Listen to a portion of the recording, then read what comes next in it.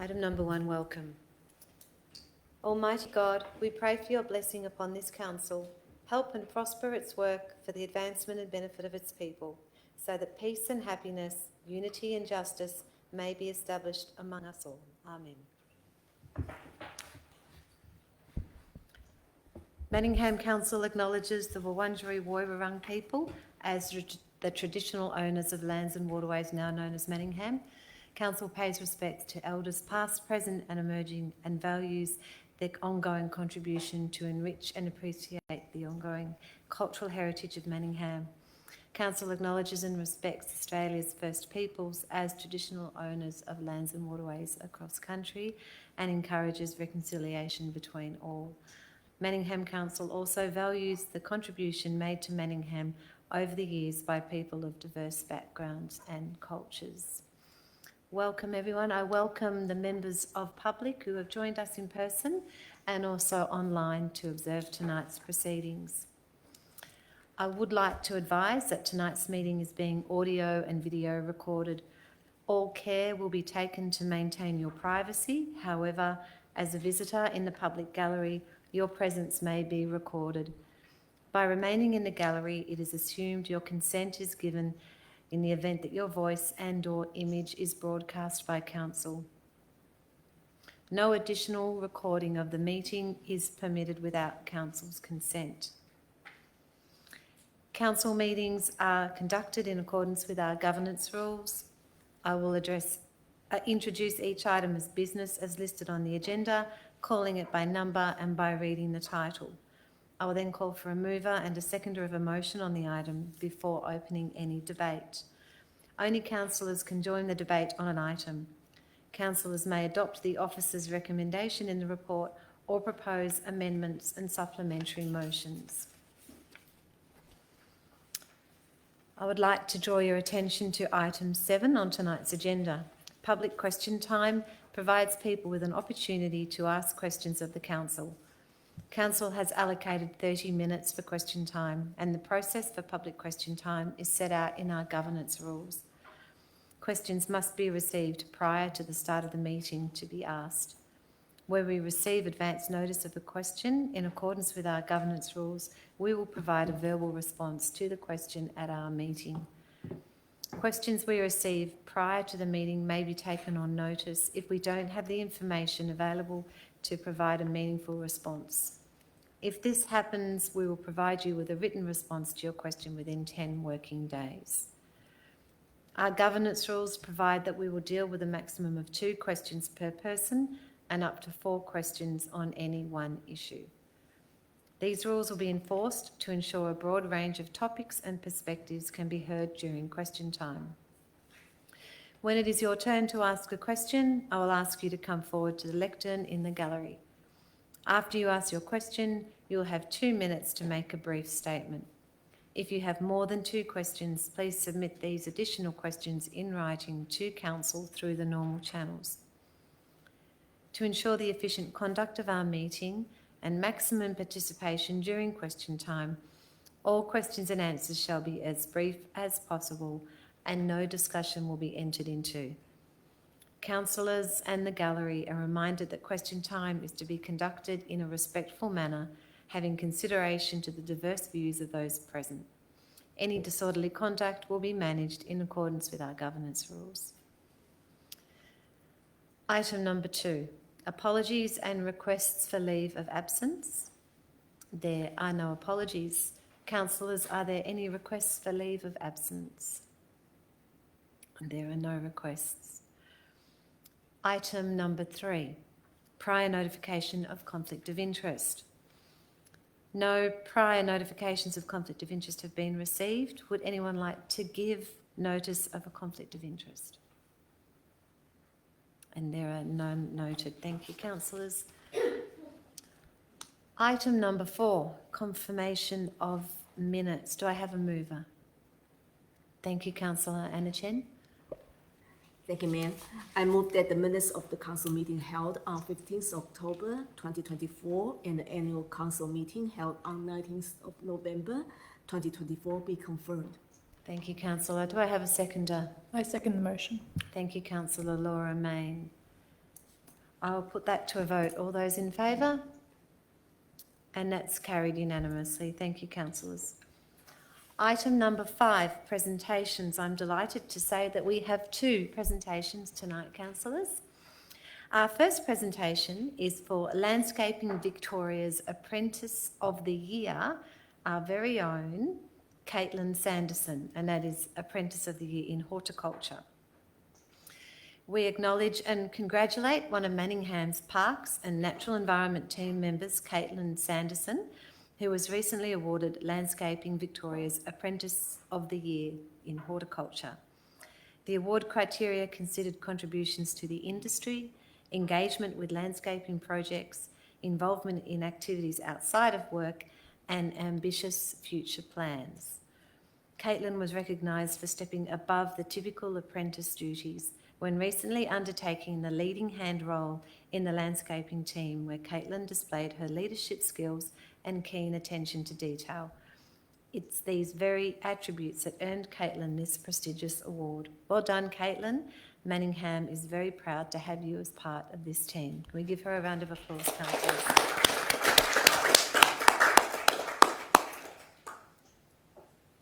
Our second presentation is for Margaret Kelly, who is stepping down from the Warrandyte Historical Society. On behalf of the councillors, I would like to formally acknowledge and celebrate the remarkable contributions of Margaret Kelly, who has recently retired after 27 years of distinguished service with the Warrandyte Historical Society.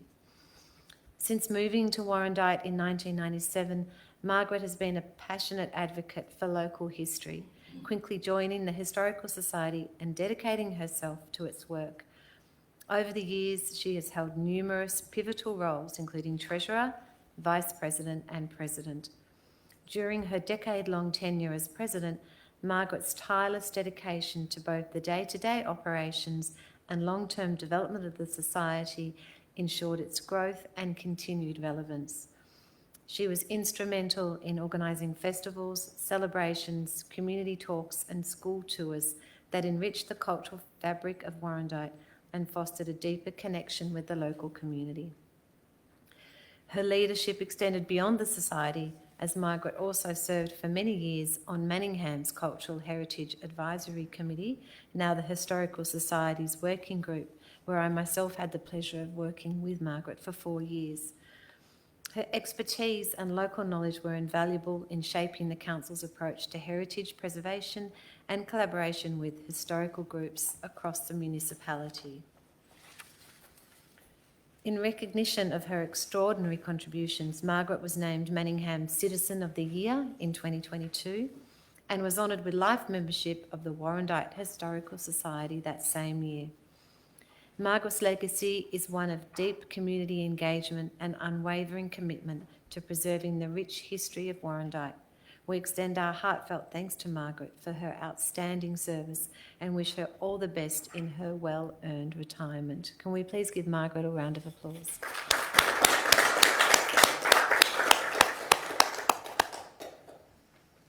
Thank you, councillors. Item number 6, petitions. There are no new petitions for tabling this evening. I do note that a copy of the written response to the lead petitioners from the 27th of August 2024 Council meeting are included in the agenda and will be recorded in the minutes in accordance with sub-rule 58.9 of the governance rules. Item number 7, public question time. So we have received 2 questions for tonight's council meeting. Anyone who has registered a question with council will have the opportunity to read out their question or choose to have the question read out by our CEO. I'll call upon those who have registered their questions to come forward to the lectern in the gallery. Our first question has been submitted by Graham Wallace. Mr. Wallace, are you in the gallery? I will ask the CEO to read your questions.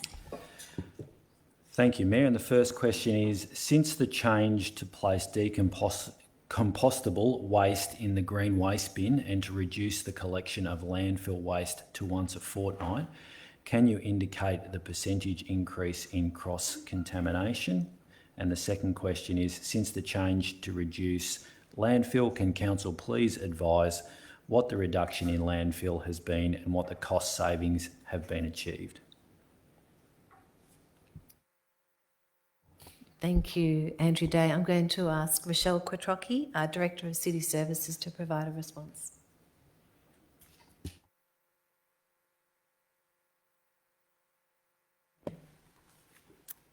Good evening, and thank you, Graham Wallace, for your questions.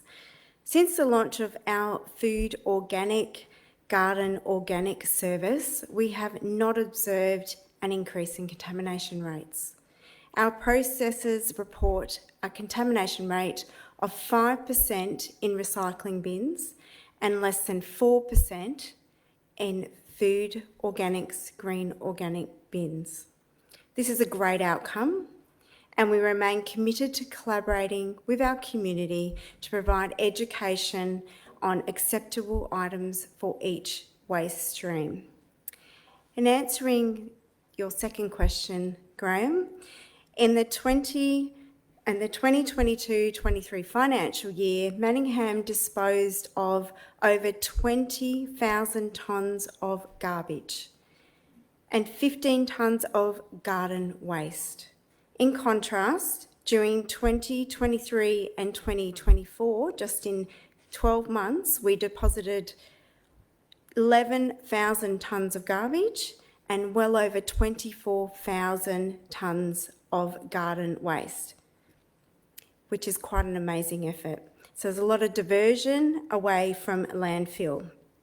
This represents almost a 45% reduction in the amount of garbage that we're sending to landfill, while the volume of organic waste processed through FOGO more than doubled, increasing by 61%, which is a massive increase. Although the implementation of FOGO has significantly reduced food waste sent to landfill, we have not seen cost savings due to an increase in the fuel levy, which is unfortunate, which is directly impacted on our collection expenses. Additionally, the landfill levy is set to rise by a staggering 28% in the 2024 and 26 financial year.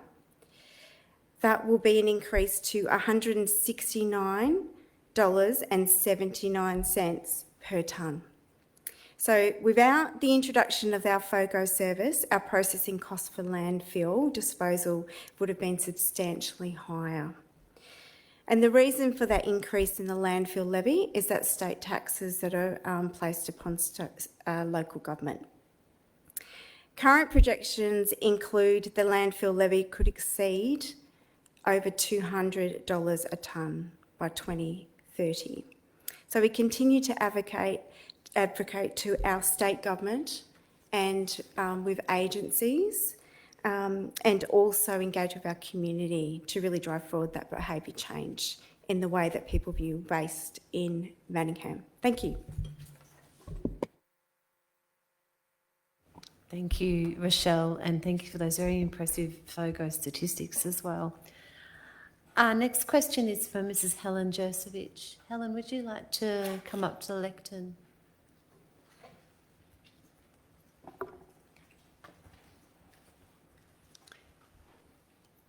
Thank you, Helen. You'll have 2 minutes to make a brief introductory statement and then ask your 2 questions. Thank you, Mayor Diamonte.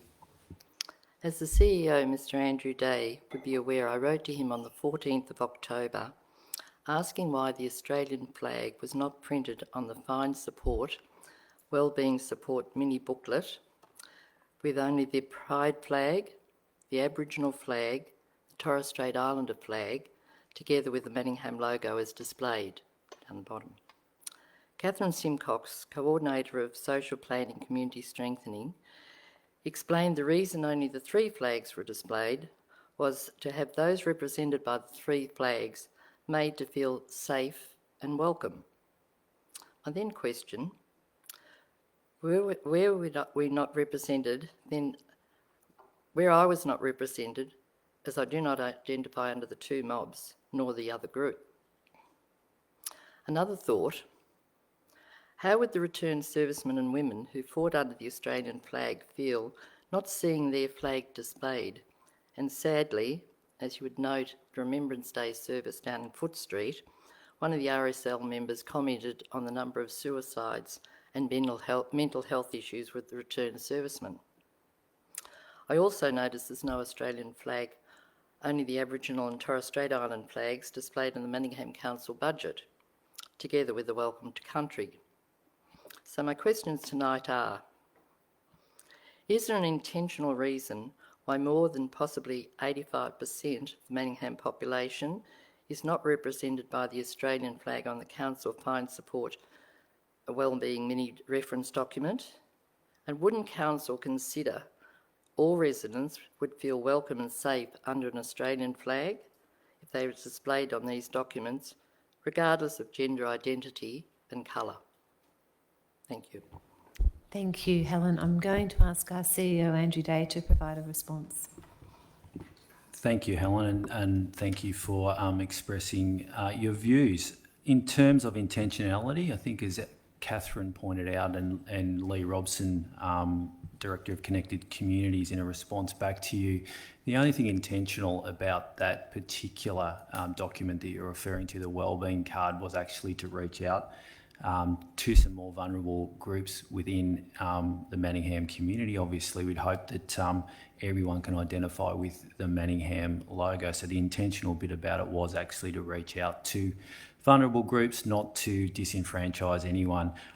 In relation to the budget document, I'll have to go back and have a look at that because I'm not familiar with where you are referring to. Council displays the Australian flag at many different events. You'll see it out the front, you'll see it behind me. So in terms of including everyone in under the Australian flag, there is no position from Council other than flying the flag in accordance with the federal and state government guidelines. Thank you, Andrew, and thank you, Helen. I will now move on to item number 8, admission of urgent business. And there are no items of urgent business. Item number 9, planning permit applications. And there are no planning permit applications that require decision of council this month. Item number 10, city planning. There are no city planning reports this month. Item number 11, connected communities. 11.1, Whitehorse Manningham Libraries Annual Report 2023 to 2024. Do I have a mover? So, thank you, Mayor. I'd like to move the recommendation be adopted. Thank you, Councillor Andrew Conlon. Do I have a seconder? Madam Mayor, I'd like to second that. Thank you, Councillor Jim Grievous. Councillor Conlon, would you like to speak to the motion? I would, thank you. Yeah. Firstly, obviously the libraries are a really important part of the services that we provide, and it's done via this joint venture with Whitehorse Council, and it's done a great job. You'll see from the report that we've managed to open our Pines and MC Squared libraries for longer over the course of that year, which has been great. We've had a great response. We've also had the 24 library in Warrandyte with a great response. And I would also like to just point out the service of Councillor Michelle Kleiner last term, who was the chair of the library board, and wish her the best, as well as Trudy Skilbeck, who was also on that board from Whitehorse Council. I guess it's pretty clear in the report that we're doing a great job in terms of libraries. They're trying to keep the costs down. Unfortunately, costs do keep on going up. In terms of our overall budget contribution, though, is 4.4 million. And I think we get great value out of that 4.4 million for the community. And we'll obviously over the term we'll be as we develop our council plan. Hopefully we can invest a little bit more. What is concerning though in the report, as a report points out, is the state government funding. The state government funding used to be, I think it was 100% at one point. That must have been a long time ago. It's now down to 15%. And this year, they not only delayed the funding, which caused a significant issue with cash flow for the Library Corporation, they also decided in their wisdom, state government, to not increase the amount, the allowance for the libraries with inflation, which is this is how it's creeping up. I imagine this is how it's crept up from 100%. Crept down. Their contributions crept down, and our contributions crept up. Because if they keep on doing this, there will eventually be no funding from the state government for local libraries, and I think that's a blight on the policies of the state government and on the budget processes of the state government, and I think it's really poor form. Thank you. Thank you, Councillor Conlon. Councillor Jim Griffiths, would you like to speak to the motion? Yeah, thank you, Madam Mayor. What a great asset we have here in Manningham in the library. I also wanted to add, on top of Councillor Collins' notes, that we had an uptake in the Warrandyte Library, which is fantastic. Another 2,684 additional State Living Libraries Fund, my apologies, another 2,684 additional visits to the library. We had an upgrade to the Doncaster Library, which is fantastic. A high level of feedback for the community survey. So we had quite a number of people coming through for that. We got language schools in there as well, or language classes, sorry, and some resources in there. Borrowing of books and physical books and e-resources. Books up 26%, which is fantastic, and e-resource 17%. So well done to everyone in regards to letting that asset become a really good one in Manningham. Thank you. Thank you, Councillor Jim Griffiths. Do I have any speakers against the motion? Do I have any other speakers for the motion? Councillor Carly Lang. Thank you, Madam Mayor. As well as my fellow councillors who spoke about some of those great things that our Whitehorse Manningham libraries have been doing, it was also noted that the e-library of things increased.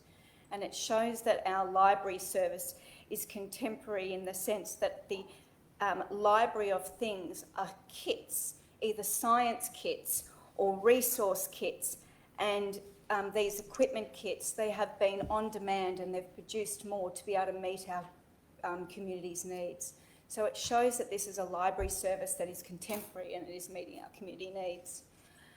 It also, the report talked about how, as well as the increased in visitors and hours, which Councillor Conlon mentioned, our library services are also increasing as hubs, for people to meet, study, hang out, be in a place where they feel safe. And I think we should be very proud of our Whitehorse Library incorporation and our representation with our neighbouring council.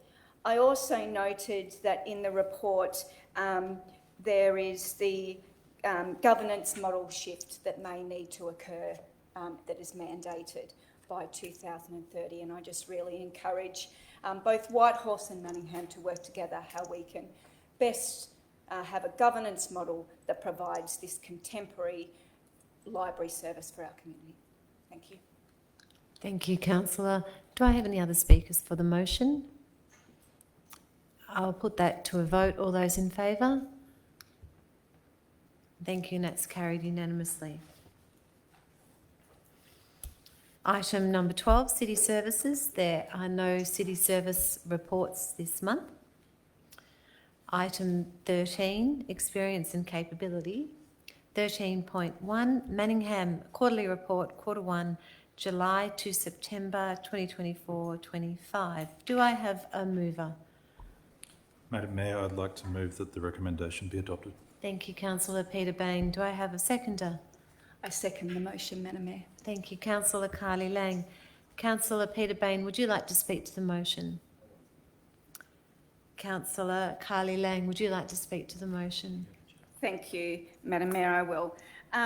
I just note that this quarterly report shows that we are tracking well. In particular, it has some key highlights that is worth councillors noting and members of the public who read the report.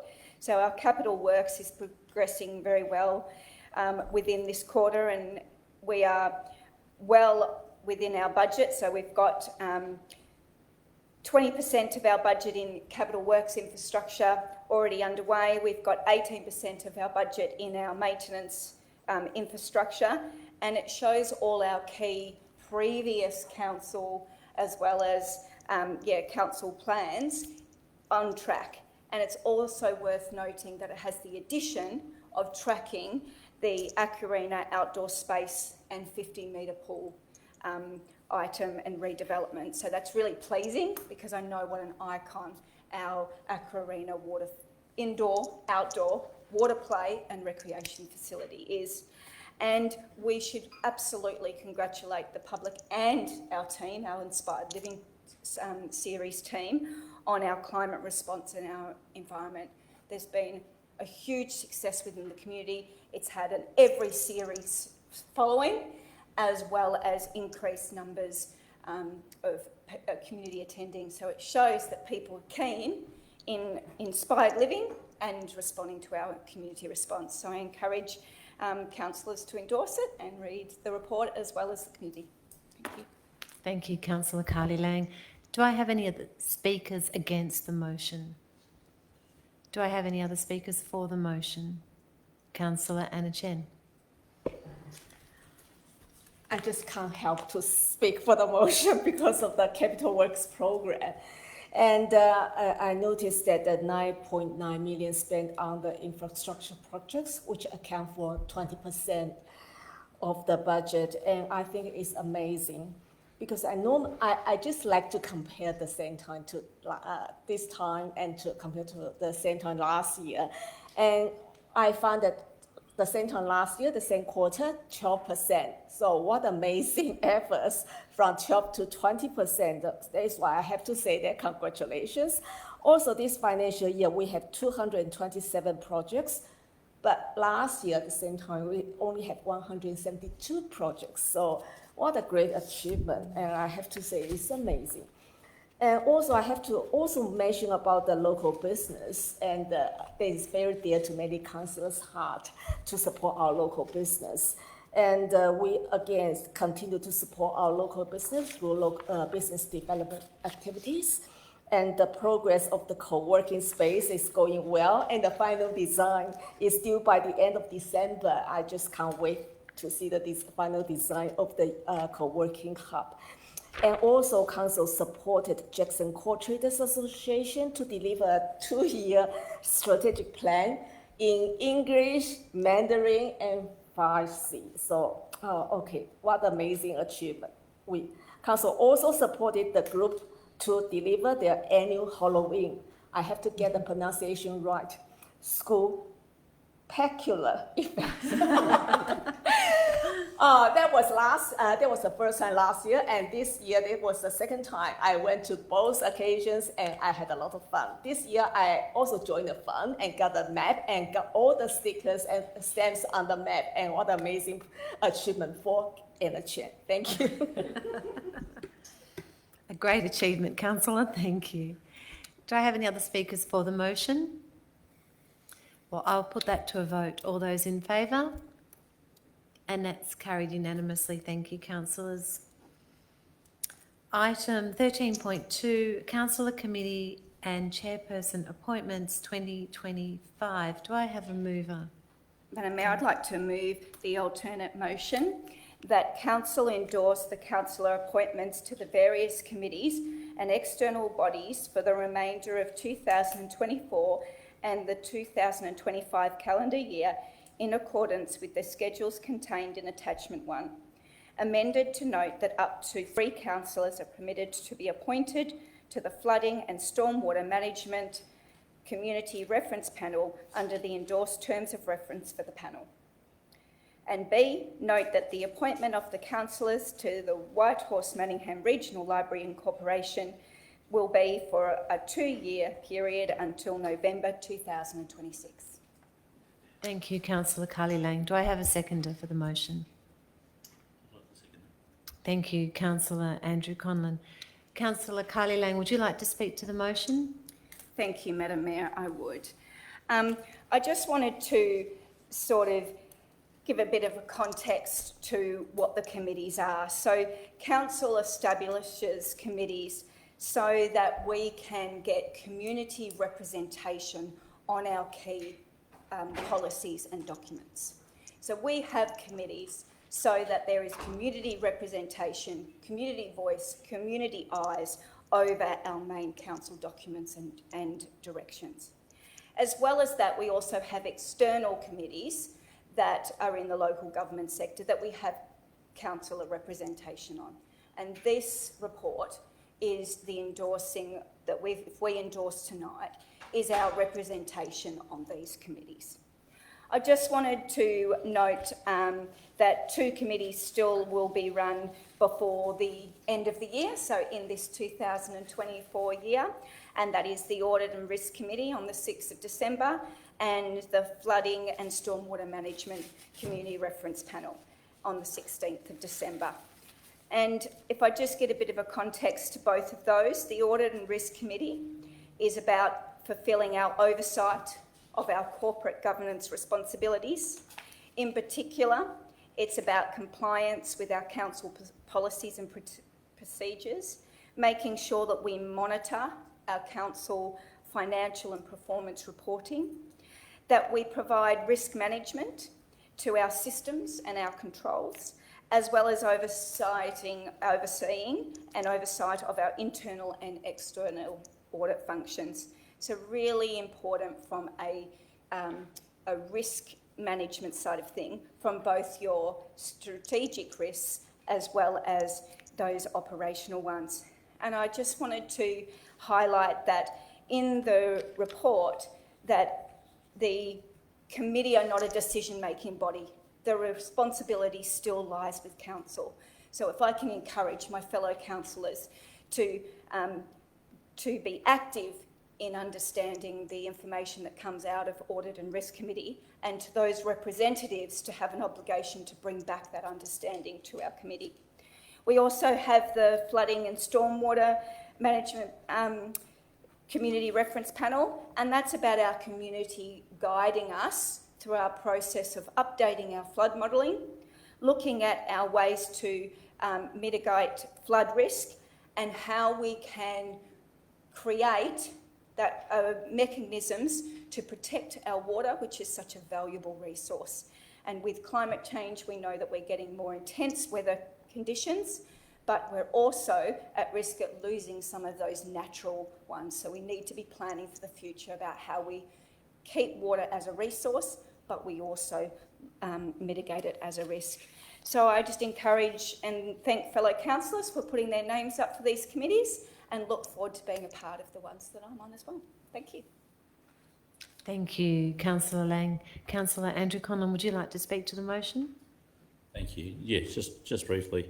Committees, as Councillor Lang pointed out, are a really important way of us understanding the pulse of the community, and I look forward to, hopefully we can approve this, and I look forward to meeting with particularly the RASAC committee, which was really an engaged committee, and we got a really good, I think we got really good advice from that committee, and strategic advice, and really helped shape a couple of our policies. So I'm looking forward to those sort of committees reconvening and us getting back on deck, and hopefully the public respond, because we rely on good committee members to actually put their hand up for these things.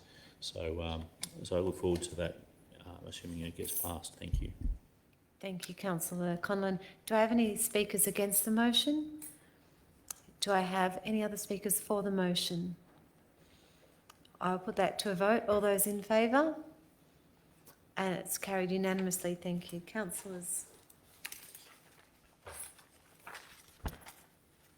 Item number 13.3, appointment of authorised officers, Planning and Environment Act 1987. Do I have a mover?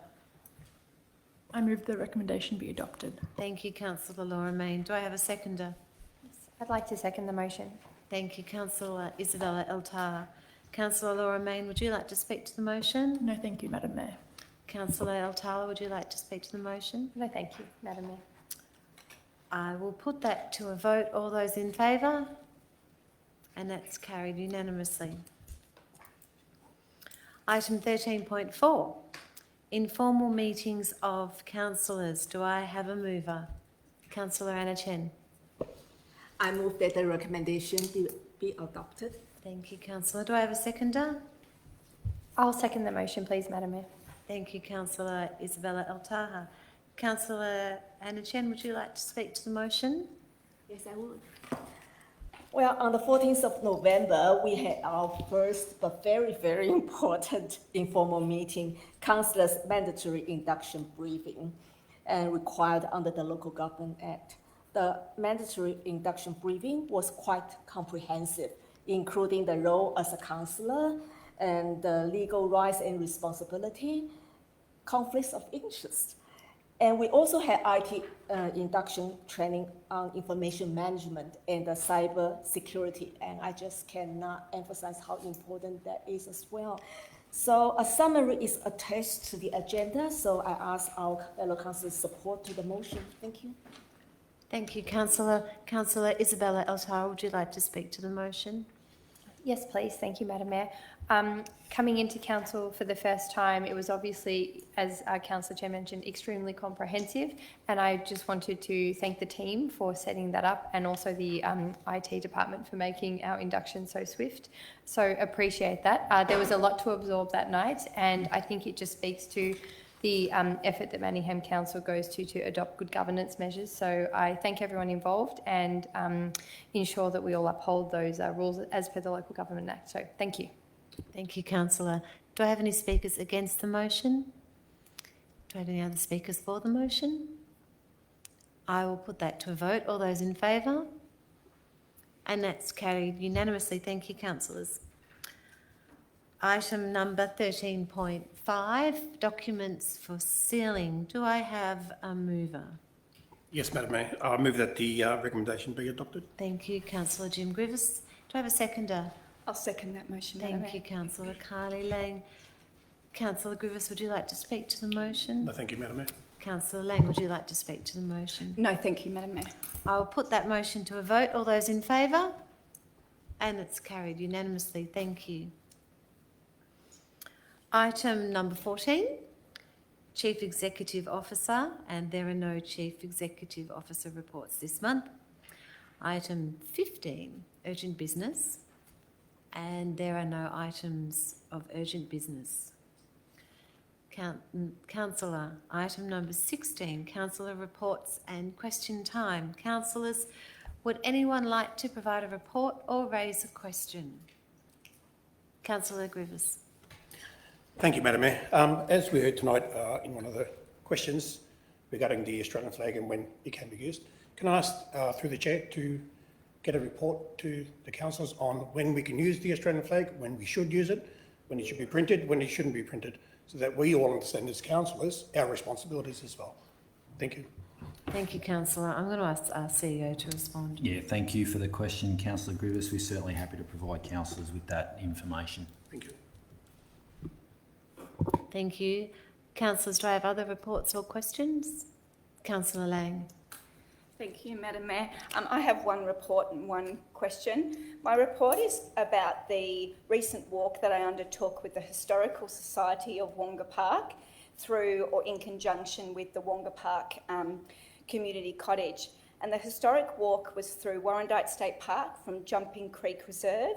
It was to educate, entertain and to understand our rich Air Force as well as Scout Chapel history.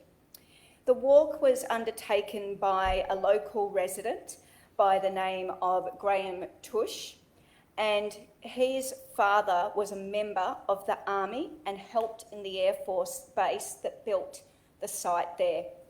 It was a fire practicing range, it was a World War II troops camping site, it had a boot exercise camp, and all the history there is quite secretive and not really out there, but people have these memories which they share when they come to this area.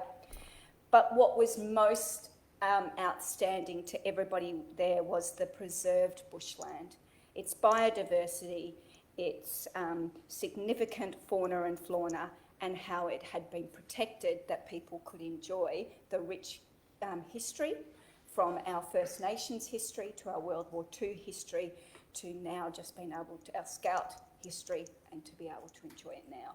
with being careful to preserve the environment. It was a terrific walk and I commend the Historical Society. I do have one question. I was walking Harris Gully Road from Warrandyte Ringwood Road to Ormond's Nursery the other day along the roadside, and I ran into extensive weeds and overgrown vegetation, so I wasn't able to actually use the trail. I then had to walk out onto the road. So I was just wondering through you, Madam Mayor, when and how this roadside overgrown vegetation will be maintained and cleared, please. Thank you, Councillor. I'm going to ask Rochelle Quattrocchi, Director of City Services, to provide a response. Thank you, Councillor Lang, for your question.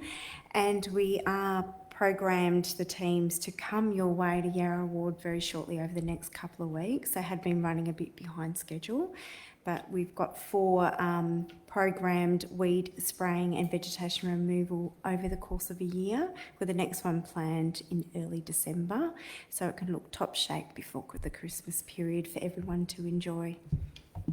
Thank you.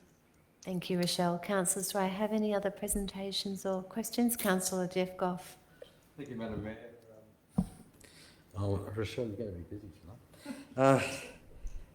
Listen, I suppose I did have the privilege actually of walking around my ward 3 times, all the streets, and you get to speak to a lot of people. People actually talk to you and tell you about things. But I have to admit, this woman came up to me and she said, there's a problem with the trees, with all of these things poking out of the ground. It's absolutely ugly, it's all the rest. And I then walked around and I said, yes, we are, because we've got pipes that are about 2 foot long, foot to a foot long, poking out, curling up around the base of trees.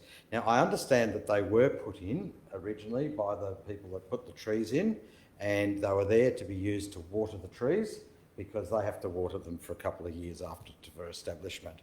But after that establishment, we really need a program, and I'm just wondering whether we've got one, to actually cut those off at ground level, because they're no longer used for that, and they're not poking up out of the ground. And I think people would not be wanting to touch their trees with regard to that. And also the pruning of the trees with little twigs that come out underneath and in the trunk that should be cut off early on. But more and more I go around the area, and again, that particular area is lacking in anyone going out and doing so.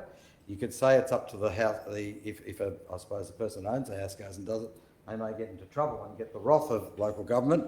They are local government trees, so I'm just wondering, what are we doing to actually get that? And of course, embedded in my question is the most important time of the year, and that's Boxing Day and Christmas Day, where kids have toys, and we need parks that are accessible and have very short grass and allow them to be able to enjoy their presence on our wonderful open spaces of Manningham.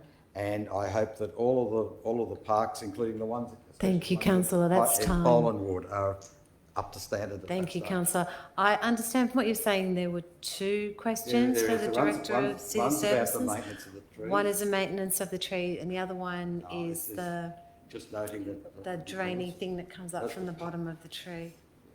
Yeah, well, that's also. I'll ask the Director of City Services, Rochelle Quattrocchi, to provide a response, please. Thank you, Councillor Goff, for your questions. And if you do have particular concern of areas, we can have a look at that and inspect those trees in question. We do actually have a proactive tree maintenance program though. At the moment, you may have noticed, councillors, that the contractors are out and about clearing the overhead power lines and trees around that. That's a priority at the moment in a lead up to the bushfire season. So that's our approach at the moment, and then we go through a hierarchy of what risk-based work we would do, which also includes, councillor, some of the works within our parks and reserves to make sure that those trees are maintained and also are safe as well. The other question you asked in terms of our grass cutting program, we have 2 planned grass cutting cycles prior to Christmas. So our parks and reserves, as mentioned to Carly Lang, will be in top shape, ready for that holiday period for people to enjoy right across Manningham, including Bullen ward, Bowen Ward. Thank you. Wonderful, thank you, Rochelle. Councillors, anyone else have questions or presentation? Councillor Anna Chen. I do have some fun events to report, and me, Councillor Carly Land, and Councillor Griffiths, Laura Mann, and the Mayor, we all went to the Victoria Street playground upgrade at the weekend. And I just want to highlight the improvements to the existing Hamel Tower in the playground, which is a small replica of the original Hamel Tower, which also called Doncaster Tower, which was about 287 foot, around 87 meters high, built in 1879 by a wealthy English settler, Alfred Hamel, beside his home because of the magnificent view of Doncaster Hill. So this is the third tower of built by Mr. Hamel. The two former towers were blown down by strong winds.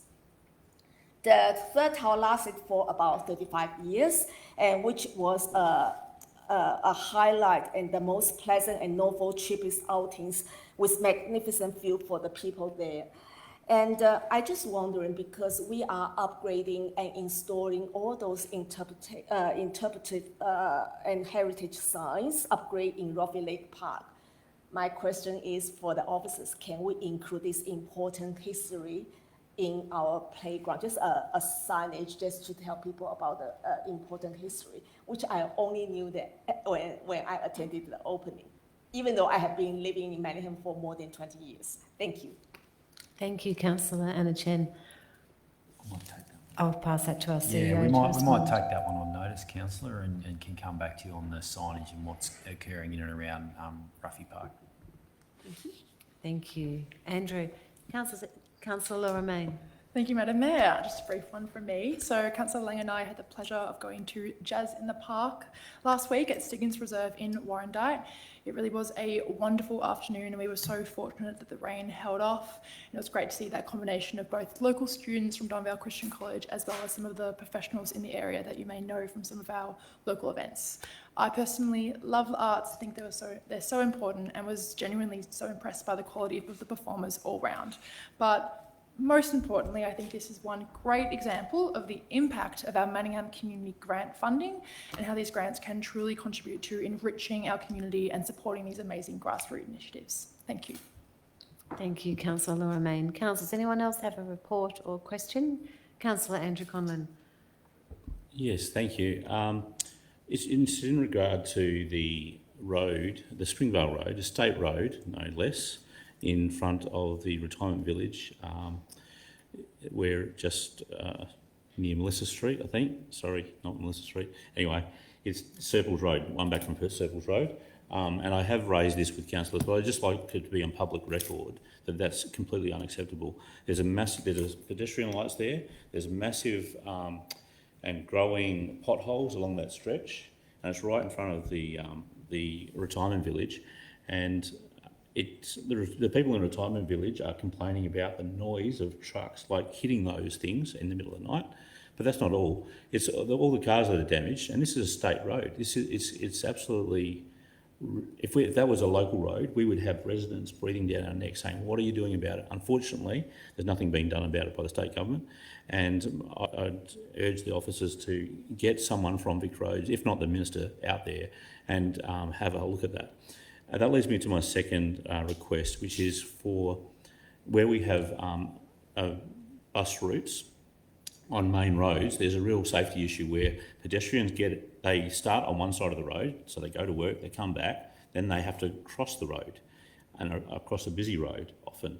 And my request is to investigate what opportunities there are to be putting traffic islands where there's a bus stop, so that there's a safe refuge for people to get across a busy road at those bus stops on main roads. Thank you.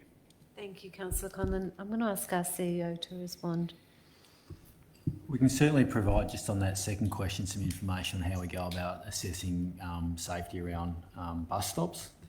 So we'll come back to you, councillors, with some of the information on that. We are, with regards to Springvale Road, absolutely we're well aware of the issues on Springvale Road and other state roads running through our municipality. The Director, Rochelle Quattrocchi, meets regularly with representatives from the Department of Transport. We've had a meeting recently. We have raised that issue previously, Springvale Road and other roads, and we will continue to advocate for upgrade of those major roads right through the middle of our municipality. Thank you, Andrew. Do I have any other councillor reports or questions? Councillor Isabella Eltar. Thank you, Madam Mayor. I just more of something of an observation that I'd like to raise just regards to Templestowe Village, please. So there is that roundabout at Anderson and James Street that does prove to be a real traffic hazard, especially for pedestrians. There is a set of lights, James Street, that pedestrians can use to cross, but it tends to be that most people sort of cluster at where the roundabout is and try to cross there just because of accessibility. And it does seem to be quite a dangerous area for pedestrians crossing, and also cars tend to speed along that roundabout quite aggressively. And I've heard especially the nightlife has ticked up in that area quite a bit, and in the evenings it's become quite a destination for some aggressive drivers. So I was wondering if I could just make note of that and also suggest an investigation into perhaps some pedestrian crossing that could be looked at in that area, please. It's something that the traders have noticed. I did see a mum trying to cross the road and nearly get hit by a car because her child panicked, crossing. And while there is the lights there, I just think it's something to notice that would be good to be investigated a little bit further, please. Thank you. Okay, thank you, Councillor Eltar. I'll ask our CEO, Andrew Day, to respond. Yeah, it's a good pick-up, councillor, and it's certainly an issue right through the village there that we're aware of. We can obviously bring you up to speed on what works have been done previously, but also there's significant works that the team, Rochelle and the team can bring you up to speed on in terms of what's planned, so you can get a feel for some of the pedestrian and traffic treatments that are proposed right through that precinct. Thank you. Thank you, Andrew. Councillors, do I have any other councillor reports or questions? Thank you, councillors. I always enjoy that section of the council meeting. I will move to item number 17, confidential reports, and there are no confidential reports this month. That leads me to close the meeting. I do declare the meeting is closed. Thank you, everybody.